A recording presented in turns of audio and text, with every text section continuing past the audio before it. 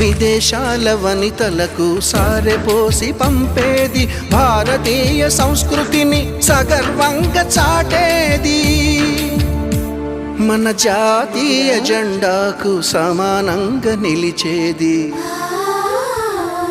చీరలోని గొప్పతనం తెలుసుకో, ఈ చీర కట్టి ఆడతనం పెంచుకో. సింగారమనే దారంతో చేసింది చీర, ఆనందమనే రంగులనే అద్దింది చీర, మమకారమనే మగ్గంపై నేసింది చీర. చీరలోని గొప్పతనం తెలుసుకో,